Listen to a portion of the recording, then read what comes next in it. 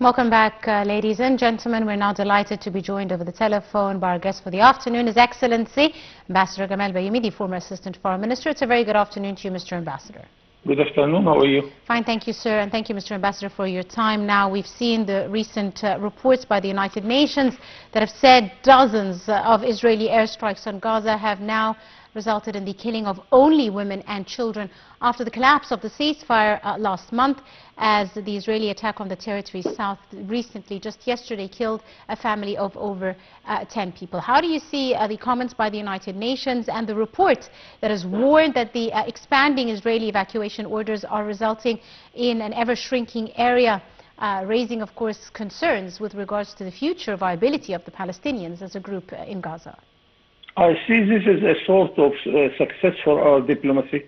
We show this aggression all over the world, in the United Nations, in the regional groups, in the African Union, in the European Union, and everywhere. So now it is an addition to our efforts in order to show the aggression against our brothers in Palestine.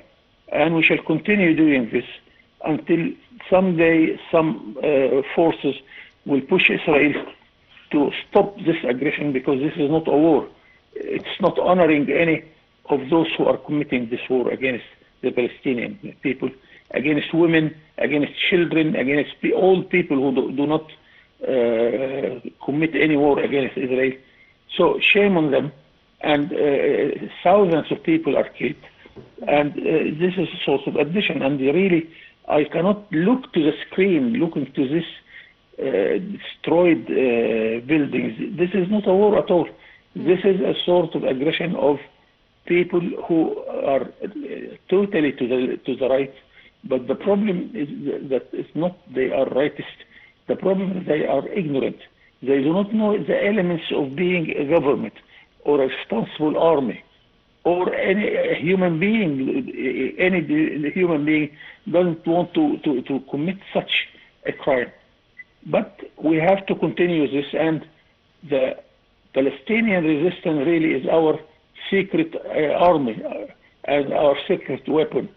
As long as the Palestinians are sticking to their land, we shall win this war. But it needs a long breeze until we shall see that you have now a sort of opposite migration. 500,000 Israelis left the country to their original countries. So one day we shall see that the Palestinians will be majority in their own country, and the Israelis are building what the Economist magazine call it ghost houses. They do not have people even to stay in all these places where they are building. It's a waste of money, waste of time, and waste of energy for everybody. Absolutely. But we shall continue resisting, we shall continue supporting the case of Palestine all over the world. Absolutely, Mr. Ambassador. Now, when Israel resumed its Gaza strikes on March the 18th, ending the two-month ceasefire with Hamas, since then more than 1,500 people have been killed, according to the health ministry in Gaza, to which Israel has already cut off aid more than a month ago. How do you see this continued pressure and this ethnic cleansing that is being clearly witnessed of the Palestinians? Yes, because they are using every way to kill the Palestinians, not only weapons, but to make them hungry, to make them out of water. The children do not find water to drink or medicine, and that's why we hosted some few thousands of Palestinians, although we do not encourage them to cross the border, but we have plenty of them in order to come to our hospitals and to be treated from their diseases. So they are killing people by all means, especially by hunger, by diseases and so on. Let us wait and see, but at the end, if we continue this Palestinian resistance, I think Israel cannot continue a war for a long time. Indeed. Now, Mr. Ambassador, I'd like to talk to you a bit about the Egyptian diplomacy and the diplomatic missions with regards to the negotiations for the ceasefire. Just recently, Minister of Foreign Affairs, Immigration and Expatriates Affairs, Badr Abdulati, participated in the entire diplomacy forum, which was held in Turkey. And during his speech, he said that Egypt, Qatar and the US are pushing to reach a ceasefire deal once again in Gaza. How do you see the diplomatic efforts being exerted by Egypt in this regard, sir? We have priorities where we, on top of our priorities, just to stop the war, stop the killing. Then our second priority is to allow to help the Palestinians with food, with medicine, with water, with energy, and so on. Then the third priority is to start a sort of peaceful negotiations in order to see what is the future of Palestine, of Gaza, of Israel itself. Because frankly, I don't see any future for Israel living in that state of war all this time, and to have enemies around it from all the borders, with Syria, with Lebanon, with Jordan, with Egypt, and they are enemy to their own people. And you realize that there are Jewish community in the States, in Europe, are against all this massacre. Even a good number of Israelis in Israel itself are not satisfied with what is going on, and they are trying to change.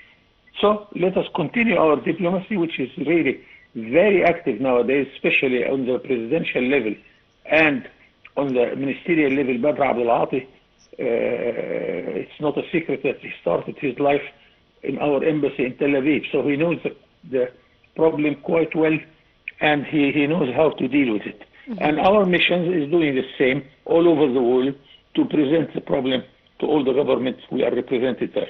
Absolutely. And finally, Mr. Ambassador, the meeting as well attended by the Foreign Minister tackled the preparations related to the Gaza Reconstruction Conference, which is to be hosted by Egypt in cooperation with the Palestinian government as well as the United Nations. How important do you see the hosting of such a meeting in the near future? This is a very good development that Egypt decided not to wait for the war to stop, but we shall start reconstructing at least the infrastructure associations, so to make the Palestinians able to have again water, electricity, food supply, and so on. So we expect that the whole world will give its aid to the process of reconstruction, and I am proud that Egypt is giving 60% of what the whole world is giving to the Palestine, and the UNRWA is telling us that Egypt is giving 6 times all the other world is giving. We shall never stop giving the Palestinians our help, because it is a matter of Egyptian national security also. Yes. It's not that the Palestinians are our brothers or our neighbors. Our security started by Syria in the north up till Guba in the south. Egypt is covering all this map for its own security also.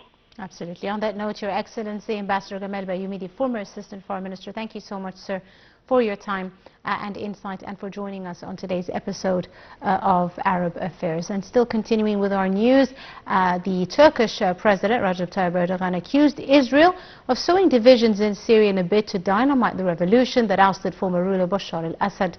In his address before the entire diplomacy forum in Turkey, he said Israel was trying to ruin the December 8 revolution. The details in this story.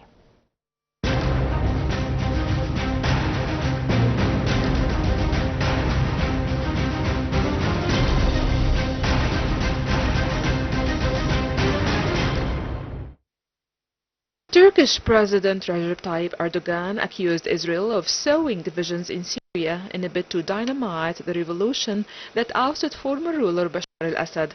In his word before the Antalya Diplomacy Forum in Turkey, Erdogan said Israel is trying to dynamite the December 8th revolution by stirring up ethnic and religious affiliations and turning minorities in Syria against the government. Erdogan's latest comments came as officials from Turkey and Israel began talks this week aimed at easing tensions over Syria as the two regional powers jostle for influence in the politically fragile country.